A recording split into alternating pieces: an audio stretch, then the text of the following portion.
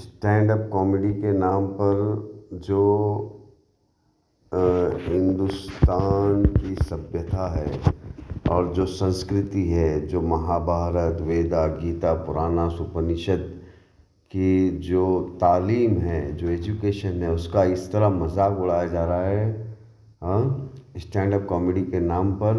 तो यहाँ पर मैं उन बीजेपी वालों से, आरएसएस वालों से पूछना चाहता हूँ, अच्छा ये मजाक उड़ाने वाले का नाम भी संस्कृत में है, तो इनसे कोई सवाल नहीं करता कुछ भी।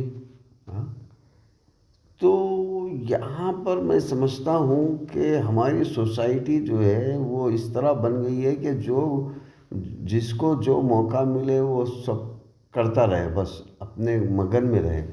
तो मेरे प्यारे भाई और बहनों, यहाँ पर गलती इन लोगों की नहीं है, गलती उन अपने आप को शैतानी मुसलमानों की है जो सब कुछ जानते हुए भी इसका जवाब नहीं देते हैं। ना वो कुरान की तालीम को दूसरों तक पहुंचाते हैं, ना वो अल्लाह के रसूल की तालीम को दूसरों तक पहुंचाते हैं।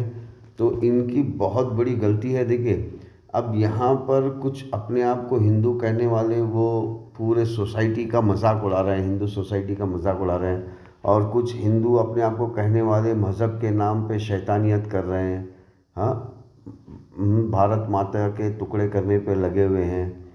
और यहाँ पर फिर इसी तरह कुछ अपने आप को मुसलमान बोलने वाले भी इसी तरह करने में लगे हुए हैं। तो यहाँ पर जो मेन गैप है वो गैप ये है कि इंसान जो सलूशन को ढूंढना चाहता है वो पढ़ना ही नहीं चाहता। वो ना भगवत गीता को पढ़ना चाहता है।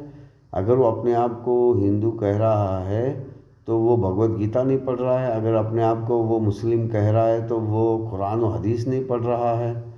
लेकिन कहीं ना कहीं इन शैतानी लोगों ने पूरे सोसाइटी को किडनैप किया हुआ है, यानी कि पूरे सोसाइटी को यरगमाल बना दिया है। तो मेरे प्यारे भाई और बहनों, सोसाइटी को बचाना है, इंसानियत को बचाना है, संस्कृति को बचाना है, भारत माता को अगर बचाना है तो आइए भगवत गीता, वेदा, पुराना, उपनिषद पढ़िए। और इसी तरह भगवत गीता, वेदा के जो आखिरी अवतार है मोहम्मद, उनकी किताब कुरान और हदीस को पढ़िए। तो ही आप भारत माता को बचा सकते हैं, तो ही आप संस्कृति को बचा सकते हैं, तो ही आप शंकर और पार्वती को बचा सकते हैं।